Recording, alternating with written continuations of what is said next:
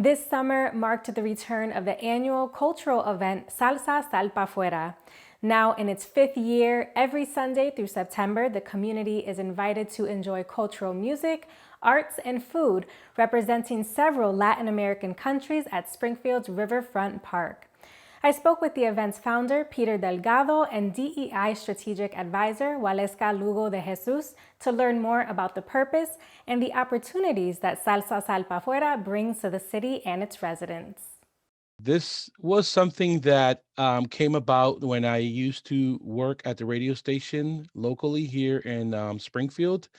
And as I crossed the bridge towards West Springfield, where the radio station was located at, I would look and glance to the marina, which at some point was abandoned.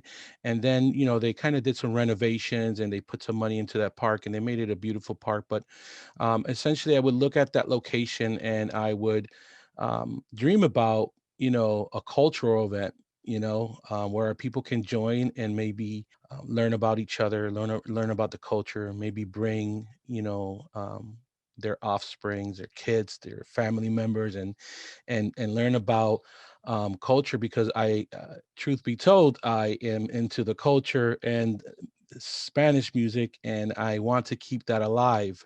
I know that we're here in America, and sometimes we forget about where we came from. So, I think that knowing where you came from and knowing who you are is very important, especially for younger people. And the other part is that I'm a DJ and I've been a DJ for a long time. And so I want to incorporate both of those things. The music, the arts, the cultural, the networking, which I think is very important. Moving forward, some time I made the approach to the Parks and Recs department about, DJing there outside and live and that's how it all started. It started from, a thought and we made it a reality. Now, you really brought the culture with this event. As you mentioned, there's music, there's food, there's arts, there's a lot of dancing, and there's a lot of representation of more than just the Puerto Rican culture at these events. So talk to me about the atmosphere and what people can expect attending one of these Salsa Sal Pa'Fuera events. So the atmosphere is really a diverse group of people that join us every week. We have everyone in all walks of life, right? That just mix up there for the purpose of enjoying the salsa genre. I think the salsa genre is known globally, and a lot of people take a liking to it. So we try to incorporate, the musicality part, the dancing, and we also try to, teach other people about our culture, the bomba en plena and, the live music and it works out really well. Speaking about the salsa genre, this year's kickoff was in honor of iconic Puerto Rican salsa singer, songwriter Hector Tricoche, who sadly recently passed away this year. For those who might not be familiar with him, can you share a little bit of background and why it was so important to dedicate this to him? Hector Tricoche comes from a background of salseros, salsa singers, and he really left a legacy behind in terms of presenting his music and his culture around the world. He came from different bands and eventually he went as a solo artist and he was very successful. So uh, I couldn't hope but to render him an honor, right? And especially where this is a salsa singer, an iconic one that is from Puerto Rico and has traveled the world, and he's living here in Springfield at the moment. We really held a tribute to them, musically. We played a medley of his songs, old and new, right? And we also recognized the family that they were gracious enough to join us at the park, and we kind of let people know that how we felt, and people received it really well, and the family was very happy with that. Yeah, it just really shows the connection that the city of Springfield still has to the island of Puerto Rico. And so, Waleska, I really wanted to talk to you because this event couldn't happen without the collaboration of city officials, influencers, vendors. But I know that this has a really positive impact on the economic value, especially for the Latino community. So talk to me about the benefit of this event in that community. I'm going to start by just saying that Peter was extremely humble. He is not just a DJ.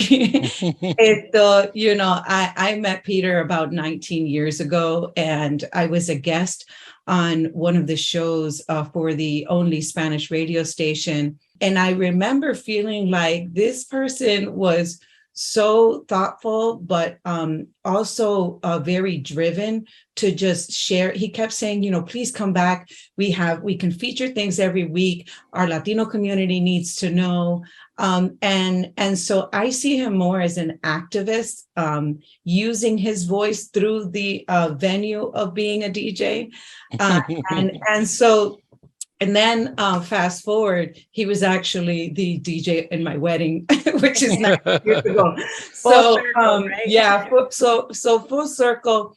I know that I wanted to support, especially because all jokes aside, the Puerto Rican community in the Pioneer Valley is home to over 69,000 people, and somebody can fact check that because I'm probably undercounting us. But I'm from the generation that came into Springfield in the 80s. And so we're educators, lawyers, politicians, beauticians, quinceañera shops, florists, clothing, activists, entrepreneurs, doctors, nurses, and you, right, host and producer of shows. So one of the things that we do, right, is that we contribute to the economic revenue of this and the tax revenue of the city. We provide employment and we create wealth. So we're here and we're growing and we're going to stay.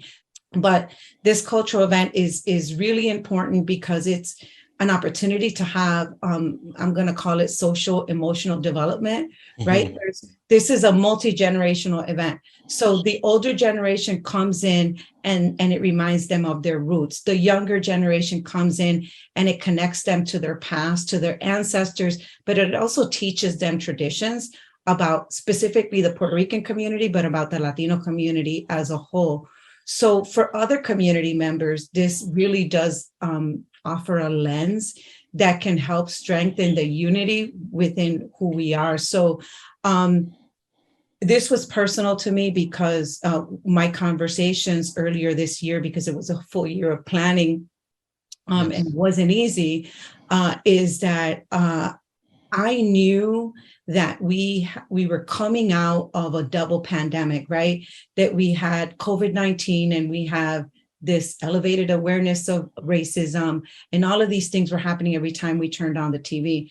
So for me, a festival, a cultural event, Salsa Sal Pa'Fuera, is an opportunity to fight stereotypes and to bring the community together when we were so in need of that human connection.